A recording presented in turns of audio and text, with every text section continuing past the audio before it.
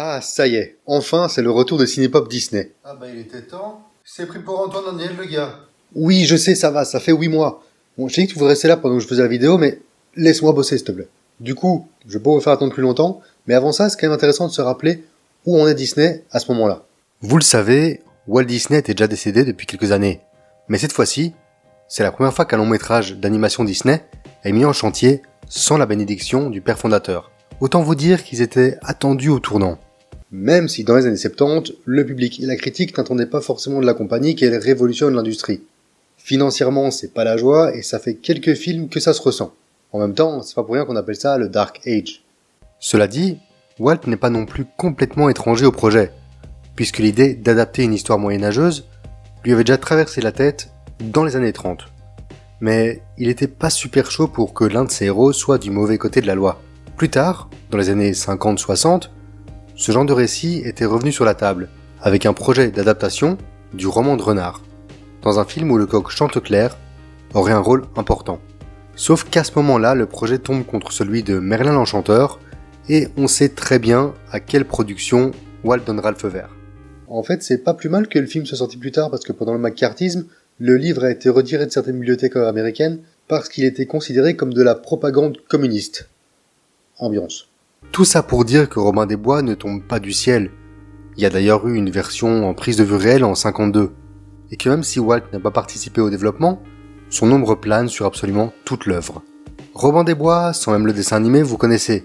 C'est Douglas Fairbanks, Errol Flynn, Kevin Costner, Russell Crowe, Sean Connery ou même Taron Egerton. Ou Matt Pokora. Mais qu'est-ce que... Même parfois Franck Dubosc. Tu fermes ta gueule. On parle pas de ce film ici. En tout cas, pas aujourd'hui. Donc oui, Robin des Bois, le héros que tout le monde connaît, celui qui vole les riches pour donner aux pauvres. C'est marrant, Disney c'est le contraire. Mais t'as fini ? Bon, c'est bon, j'ai compris. On va passer au film. Comme ça, il se calme. C'est parti. Le temps que le livre s'ouvre, si tu pouvais laisser un like et t'abonner, tu pourrais toi aussi être comme Robin des Bois et faire une bonne action. Moi je dis ça. On débute le film avec Chanteclair parce que bon, ils avaient fait les dessins pour le projet qui a pas abouti, donc autant les utiliser. Qui sera ici notre narrateur ? Bon d'accord, c'est pas Chanteclair mais plutôt Alan et Dale, l'un des personnages récurrents chez Robin des Bois. Mais bon. Il nous présente vite fait le contexte avec le roi Richard qui est absent en croisade, son méchant frère qui est méchant, et taxe comme un bâtard, puis Robin des Bois qui vole les riches pour donner aux pauvres. Bref, la base.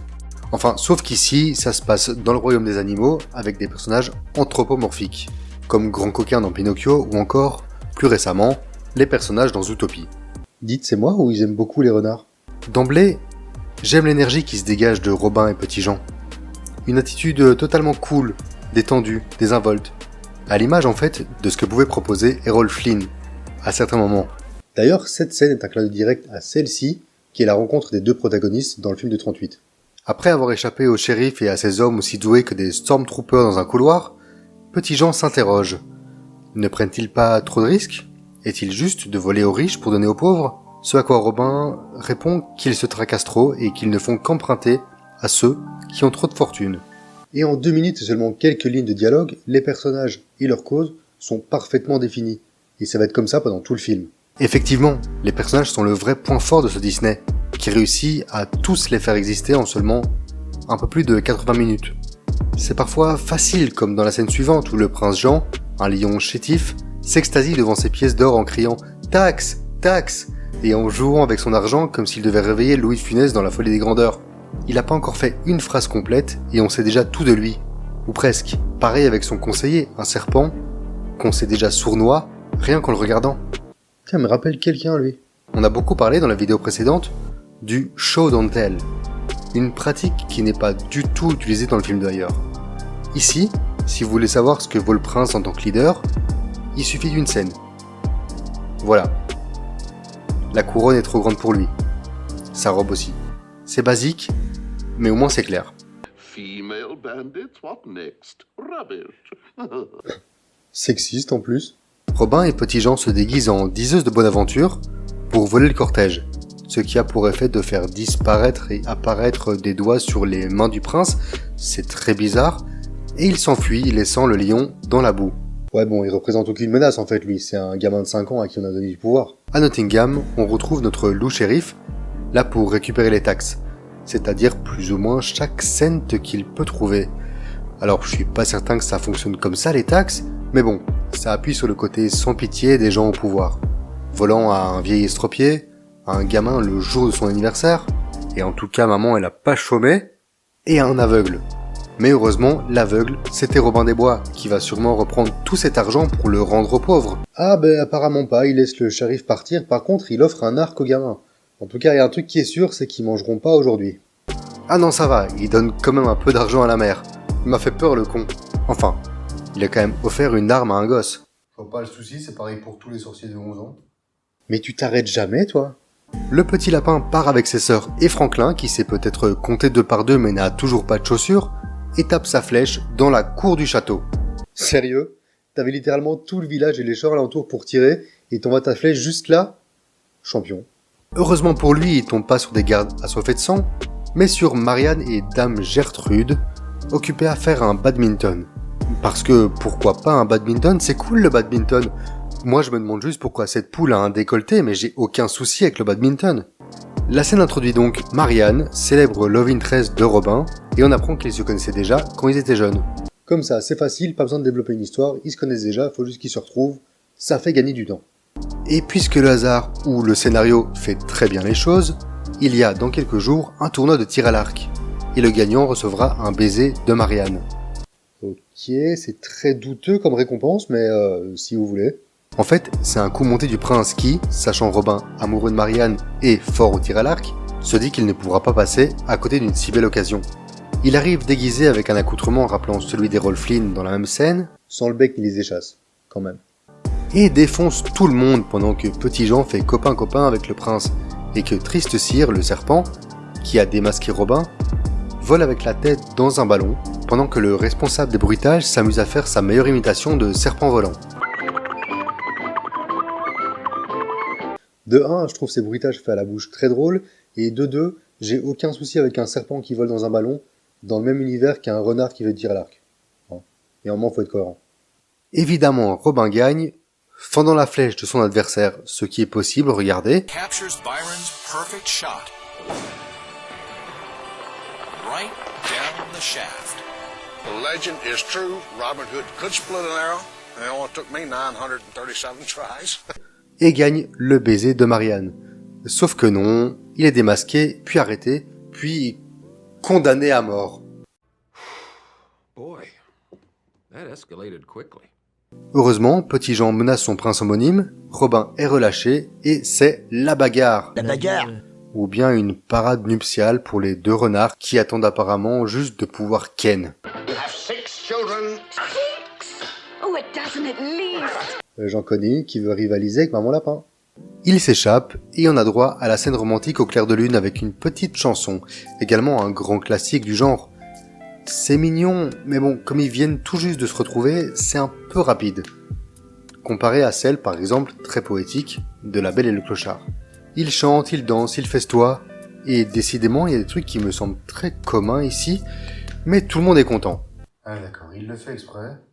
Tout le monde est content, sauf le prince Jean, bien sûr, qui décide d'encore plus taxer et d'arrêter tous ceux qu'il n'aime pas. Frère Tuck, Alana Dale, mais c'est pas assez. Ce qu'il veut lui, c'est Robin.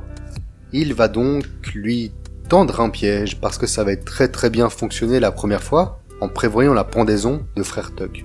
Mais Robin a encore une fois un coup d'avance. Il s'introduit dans le château, libère les prisonniers et en profite évidemment pour voler de l'or. La scène est très réussie, tendue au début puis prenante lorsque la bataille éclate, tout en offrant des moments de bravoure à plein de gens. Même au petit lapin, dont ce passage super cool, où il pense que c'est sa flèche qui a arrêté les gardes. C'est con un gosse quand même. Après une petite frayeur à ses potes, ils retournent tous dans la forêt alors que le château est consumé par les flammes. Mais quand est-ce que ça s'arrête en fait? Parce que rien n'empêche le prince demain de retaxer, de réarrêter les gens, de tuer les gens. C'est une boucle sans fin ou quoi? Eh ben non, le roi Richard revient et prend le pouvoir. Robin est pardonné, les méchants sont envoyés en tôle, Robin et Marianne se marient et tout est bien qui finit bien. Ah donc Robin il servait pas à grand chose en fait. Non parce que c'est quand même le retour du roi qui fait que tout s'arrange et pas ce que Robin a fait avant.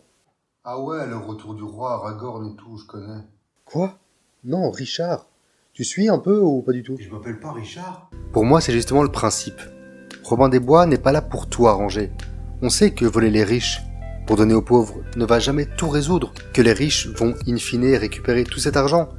Robin n'est pas là pour punir les méchants, au pire juste un peu les emmerder ou les humilier, il est là pour permettre aux plus démunis de garder espoir. Et ça transparaît très bien dans tout le long métrage, avec ces gens au bout de leur vie, qui se retrouvent avec les yeux qui brillent dès qu'ils entendent parler de Robin des Bois. C'est un modèle pour les enfants et la seule chose qui permet aux parents de tenir. D'ailleurs, on se pose même pas la question, en regardant le film, de si ce que font Robin des Bois et sa bande est utile, parce que on le voit, on voit son effet sur le peuple, et on sait que quoi que le prince ou le shérif peuvent trouver, Robin aura toujours une parade. C'est cool tout ça, mais tu parles pas du truc là. Tout le monde t'envoie des vidéos depuis des mois. Ah oui, c'est ça. Quand je disais que l'ombre de Walt planait sur le film, c'est parce qu'on trouve, tout au long du récit, des rappels de son œuvre, du livre qui s'ouvre au début, à la scène romantique en passant par la fausse mort. Mais ce qui marque surtout quand on enchaîne les classiques Disney, c'est ça. Effectivement, vous avez été super nombreux à m'envoyer des vidéos comparatives, et c'est vrai que quand on voit Petit Jean, on ne peut que penser à Balou. Quand on voit Triste Cire, on voit K, surtout quand il essaye d'hypnotiser le prince. Mais ça s'arrête pas là. Presque toute cette scène de chant et de danse est reprise d'autres classiques. Blanche-Neige, les Aristochats, ou bien sûr le livre de la jungle. Certains chez Disney parlent d'hommage, mais quand on connaît la situation financière de la compagnie à ce moment-là, on a clairement plus vite fait de penser à des façons de réduire les coûts de production qu'à autre chose, tout comme la réutilisation de certains plans, à quelques secondes d'intervalle, ou même les musiques, qui semblent parfois venir d'enregistrements non utilisés, des 100 et un Dalmatiens ou du livre de la jungle. Mais pour être honnête, tout ça me dérange pas du tout. Je dirais même que Robin des Bois est l'un des films les plus efficaces du Dark Age. Je l'ai revu plusieurs fois pour la vidéo, et il n'y a pas une seule fois où je me suis ennuyé. Bien sûr que je suis plus en admiration devant l'animation de Pinocchio ou Alice, mais ça on le sait, que repousser les limites du possible n'était plus trop la priorité. Ce qu'on voulait à ce moment-là, c'était faire des histoires qui allaient amener du monde en salle, et de l'argent dans les caisses. Et à ce niveau-là, ça a fonctionné. Ça devait faire rêver les petits, mais aussi plaire aux grands. Et en ça, je trouve que Robin des Bois remplit bien sa mission. Avec une histoire qui reprend les passages les plus célèbres du mythe, dans une sorte de grand best-of hyper rythmé, et je le répète, mais les personnages sont tous caractérisés avec brio, même s'ils n'ont pas beaucoup de temps d'écran, ou même si c'est parfois fait avec de gros sabots. Genre le prince Jean est un immense cliché, mais il en reste pas moins excellent. Le film laisse derrière lui, pour certains, beaucoup de bienveillance, pour les moins favorisés. Et pour les plus jeunes, un film super cool, avec un renard badass qui fait des tirs à l'arc. Pour moi, le film vaut 15 sur 20. Merci encore une fois d'avoir regardé cette vidéo jusqu'au bout. Je le répète, et je le répéterai encore souvent, c'est peut-être pas grand chose pour vous, mais un like, un commentaire, un partage, pour moi ça peut tout changer. Je vous promets du super lourd pour 2022, alors ce serait génial si le compte d'abonnés pouvait grimper, et c'est vous avec un petit like, un commentaire, un partage qui pouvait faire changer les choses. On se retrouve d'ici la fin de semaine pour la critique d'un petit film pas très médiatisé, je crois que ça va parler d'araignée, un truc du genre, et le week-end de Noël pour le prochain Cinépop Disney sur Winnie l'ourson. Ciao. Tu leur dis pas pour la surprise là? Quoi? Mais non, mais sinon c'est plus une surprise.